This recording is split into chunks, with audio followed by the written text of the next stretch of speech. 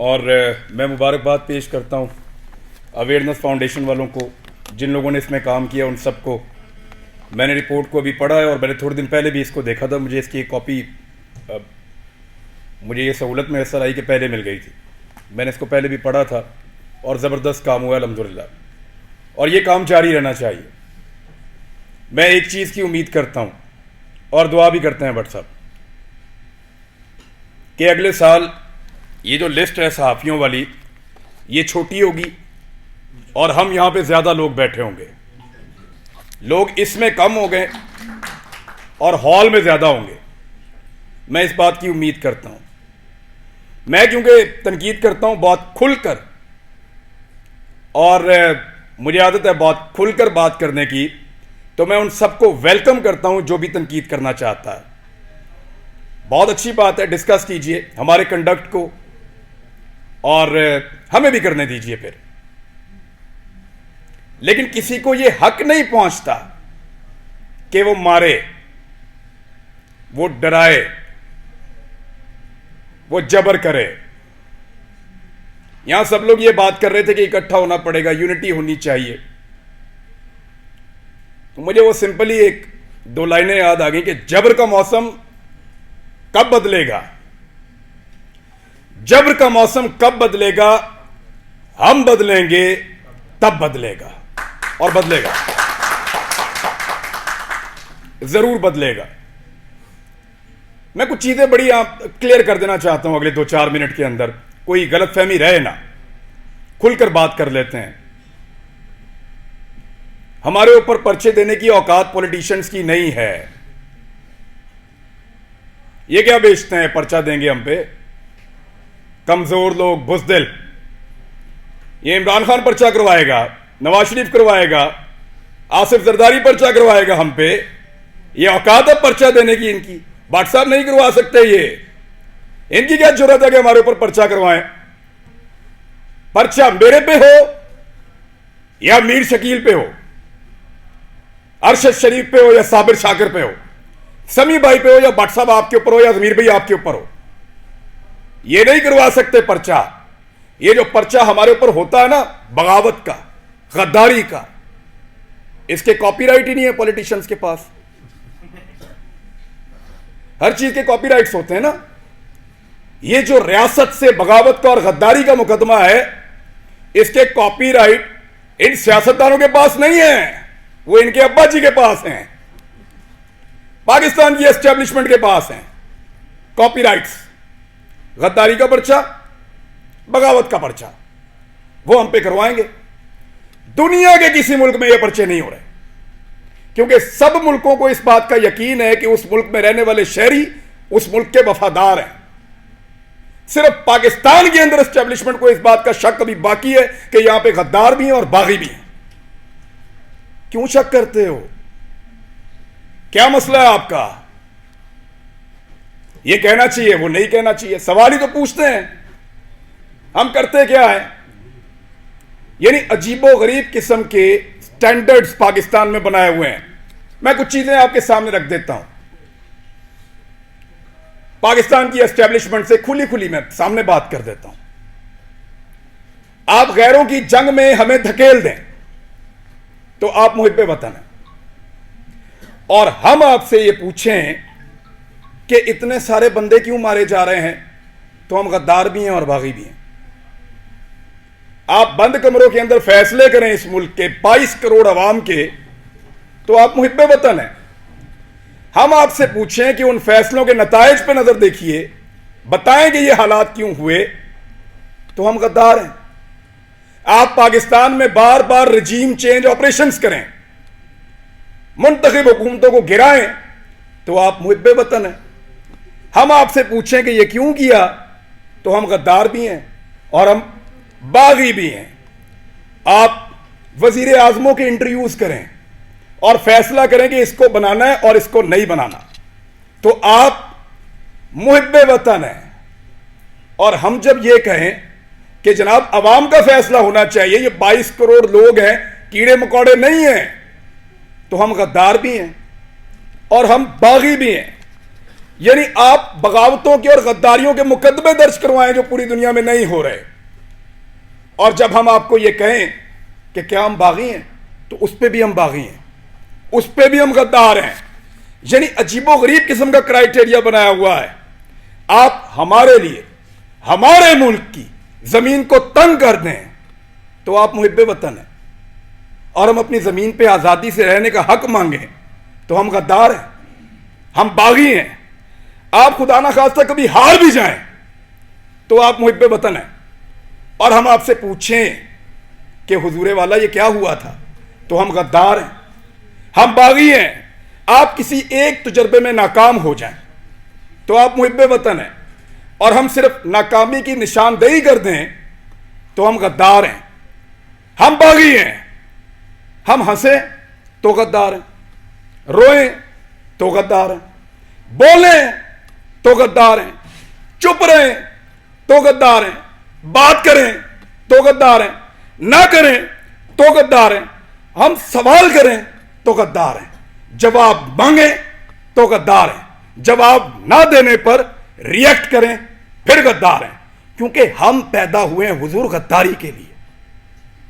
हमारे गलों में ना तख्तियां डालो और हमें चक्कर लगवाओ पाकिस्तान के गद्दार लिखकर, हमारे माथों पे लिखो गद्दार, इधर यहां लिखो, या गोली मार दो, हमारे लिए वो ज्यादा आसान होगा। तकलीफ होती है। अरशद शरीफ ने किसके लिए आवाज नहीं उठाई थी? आप सारे गवाह हैं। जिसको मार पड़ी वो उसका शदीद तरीन मुखालिफ होने के बावजूद कहता रहा कि गलत मारा। तो तकलीफ होती है ना। भट्ट साहब नाकामी थी हमारी, उसका हम पे एतबार खत्म हो गया। भट्ट साहब उसको पता चल गया अब उसका बोझ नहीं उठा सकते, वो इसलिए मुल्क छोड़ के गया था। उन्होंने पता लग गया ताड़े तो गल उत्ते हुण, हम पे उसका एतबार खत्म हो गया था। तकलीफ होती है। चुप करके निकल लिया। इन्होंने मजाक उड़ाया उसकी तस्वीर दिखा दिखा कर, हमारे इख्तिलाफात को हमारे खिलाफ इस्तेमाल किया, हमारे लोगों को तस्वीर भेजी कि ये देखो भाग रहा है, फोटो लगाओ सोशल मीडिया पे, गंदा करो इसको, भाग रहा है। और बुज़दिल नहीं था। बुज़दिल होता तो तुम्हारे साथ डील करता, तुम उसकी मिन्नतें कर रहे थे डील के लिए। रोज उसे कहते थे कि आओ बात करें, रोज उसे कहते थे कि आओ सरेंडर करो हमारे सामने। उसके बच्चों को थ्रेट, उसकी फैमिली को थ्रेट। अकेला था, उसको पता था सबको उसने अकेले ने संभालना है, कोई और तो नहीं था उसके साथ। जाओ पूछो उसकी मां से, मैं मिलकर आया हूं उस दिन। सारी बातें करने के बाद, पूरा हौसला देने के बाद, आखिर में वो कहती है कि अरशद तो नहीं है ना, जो कुछ भी हो अरशद तो नहीं आएगा अब। हम पे उसका एतबार खत्म हो गया था, इसी काबिल हैं हम पे भरोसा नहीं था उसका, इसलिए वो यहां से गया। बुज़दिल नहीं था, हम नकारा हो गए थे, हम उसको नहीं बचा पाए। मैं अभी थोड़ी देर पहले मैं मोटरवे पे आ रहा था, मैंने एक वीडियो रिकॉर्ड की। मुझे इत्तला दी गई कि आप इस्लामाबाद आएंगे तो पकड़ेंगे, तो मत जाओ। तो मुझे दो वजूहात समझ आई, या तो कोई ये चाहता है कि मैं यहां आके बात ना करूं, या हो सकता है वाकई पकड़ ले। तो मैंने एक वीडियो छोटी सी रिकॉर्ड करवाई, इसलिए कि अगर मैं पकड़ा गया तो ये लोगों तक पहुंच जाएगी वीडियो, और मुझे जो इत्तला दी है, कैसे दी है, किसने पकड़ा, ये भी पता चल जाएगा। मैंने अपने बच्चों से भी माफी मांगी। मैं एक साल में उनको कोई किसी एक मौके पर भी जो मैं उनके साथ टाइम गुजारा करता था, मुझे वो मौका ही नहीं मिला। मैंने उसी वीडियो में उनसे माफी मांगी कि बेटा सॉरी, बाबा फिर लेट हो गए हैं, लेकिन वादा आपसे पूरा करेंगे। लेकिन आपको पता मेरे दिमाग में वाहिद चीज क्या चल रही थी? मेरा भी आप सबसे एतबार खत्म हो गया। आखिर में मेरे दिमाग में यह आ रहा था कि अरशद नहीं है, बोलेगा कौन? वही था सबको इकट्ठा करके वहां अदालत में पहुंच गया था। क्यों पकड़ा उसको? हौसला देता था, डट कर खड़ा था, हर जगह उसने आवाज उठाई और पूरी कोशिश की उसने कि यह मुश्किल वक्त गुजर जाए। अभी मैं इस यकीन के साथ अंदर जाऊंगा कि अरशद पीछे नहीं खड़ा हुआ। अब सिर्फ ये एक कमी मुझे महसूस हुई है, वो इस कमी के साथ पाकिस्तान छोड़ गया था।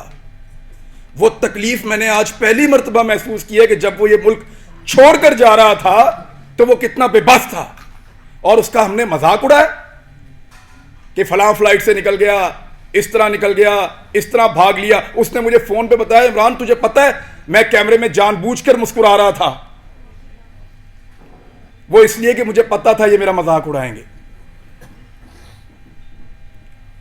मजाक उड़ाते हो यार, पहले जमीन तंग करते हो, फिर कोई यहां से चला जाए तो उसका मजाक उड़ाते हो। क्या बंदूक लेकर तुम्हारे गले पड़ जाए? वो भाई बोलने का काम है उसका, साफी है वो अपनी साफत से टक्कर दे रहा था, देता रहेगा, शहीद है, तुम्हारे लिए निशाने इबरत बनेगा वो। मैंने पहले कहा था, आज फिर कह रहा हूं कि तुम्हें सिर्फ मारना आता है, हमें और बहुत कुछ आता है, और वो हम इंशाल्लाह करके दिखाएंगे। सिर्फ हमें मारना नहीं आता।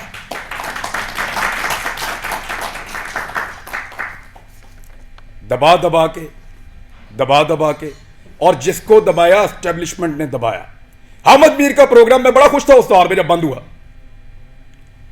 क्योंकि हम भी एक अजीबोगरीब दुनिया में रहते थे। माशरत उलूम की किताबें पढ़ के आए हुए थे, लगता था सारे हीरो हैं, एस्टेब्लिशमेंट पाकिस्तान की बहुत वफादार है। सच्ची बात है, किसी की आंखें पहले खुल गई, किसी की बाद में खुल गई, लेकिन अच्छी बात है खुल गई। लेकिन मफादात की पट्टी बांध के कभी आंख बंद नहीं की, अल्हम्दुलिल्लाह। कभी इसलिए आंख बंद नहीं की कि मफादात की उसके ऊपर पट्टी बंधी हुई थी। जब मुतीउल्लाह जान पे हमला हुआ, मैं क्लिप आप सबसे शेयर कर दूंगा, मैंने मजम्मत की। वो बच्चा जिसके घर के अंदर घुस के मारा, जिसके साथ आपका केस चल रहा था, मैंने मजम्मत की। जब अफसार आलम पे गोली चली तब मजम्मत की, सब रिकॉर्ड के ऊपर मौजूद है। हामिद मीर के ऊपर गोली चली, मजम्मत की। लेकिन हामिद मीर ने अपने मुंह से कहा था, मेरे भाई ने, कि मेरा प्रोग्राम सियासतदानों ने बंद नहीं किया। इमरान खान की क्या औकात है, बंद तो उन्होंने किया है। अब बोलता है इमरान खान से बदला लूंगा। अपने मुखालिफ को पहचानिए, फिर इकट्ठे हो जाएं, तो शायद आपकी जान छूट जाए, वरना ऐसे ही इसी तरह हमारा वक्त गुजरता रहेगा। मैं सिर्फ एस्टेब्लिशमेंट को एक बात कहना चाहता हूं कि हुजूर आपका मर्तबा, आपका रुतबा बहुत बड़ा है। ये बहुत छोटे छोटे काम हैं जिनमें आप पड़े हुए हैं। ये छोटे छोटे काम हमें करने दें, एतबार करें हमारे ऊपर कीड़े मकोड़ों पे, हम गद्दारों को ये मुल्क चलाने दो। आप मुहिब्बे वतन है, बहुत बड़े लोग हैं आप, बड़े बड़े काम किया करें आप, आपका रुतबा बहुत बड़ा है, बड़ा मुकद्दस काम है आपका, हम उसकी कदर करते हैं, यूं सलूट करते हैं आपको, खुश होते हैं आपको देखकर। लेकिन ये छोटे छोटे काम हमारे लिए छोड़ दीजिए, हमारे लेवल पे मत गिरिए। आप बीच में से निकल जाए ना तो इन सब माफिया को हम संभाल लेंगे, मीडिया वाले। बस आपके खिलाफ बोलने को जुर्रत की बात नहीं है, दिल नहीं करता, खुदा की कसम दिल नहीं करता, खुदा की कसम दिल नहीं करता। डरते वरते नहीं है, पता है आपको, बुज़दिल नहीं है हम। क्या करोगे, गोली मार दोगे, मार दो। डरते नहीं है तुमसे, तुमसे प्यार करते हैं, तुम्हारी कदर करते हैं। डरो उस दिन से जिस दिन हमारे अंदर से यह जज्बा खत्म हो जाएगा। हम प्यार करना चाहते हैं, कदर करना चाहते हैं, हमें मत धकेलो, दीवार के साथ मत लगाओ, और ये ड्रामा बंद करो। पाकिस्तान के फैसले पाकिस्तानी करेंगे, पाकिस्तान के फैसले हम करेंगे। ये हमारा राइट है, लोगों का राइट है, डेमोक्रेसी ये कहती है। ये बंद कमरों के अंदर ड्रामे बंद करो। पाकिस्तान को तजर्बा, मैं बचपन से पढ़ रहा था, लिखा हुआ था, इस्लाम के लिए तजर्बागाह बनाएंगे पाकिस्तान को। हमारे लीडर्स ने यह बताकर पाकिस्तान बनाया, वो किसी और चीज की तजर्बागाह बना दिया पकड़ के। इसको पकड़ लो, उसको नंगा कर लो, उसको डंडे मारो, उसके कपड़े उतार दो, उसको घसीट के वहां पे ले जाओ, इसको जगाते रहो, इसको शहरों में फिराओ। अजीब ड्रामेबाजी है यार। वो ये मुल्क क्या बना दिया आपने इसको? आपके अपने घरों में बच्चे नहीं है? यानी हमें डिवाइड करके हम पे रूल कर रहा है। पहले गोरा कर रहा था, अब एस्टेब्लिशमेंट कर रही है। इससे अगर निकलना है ना तो एक बार सोचना पड़ेगा। मैंने यहां किसी को तनकीद का निशाना नहीं बनाया।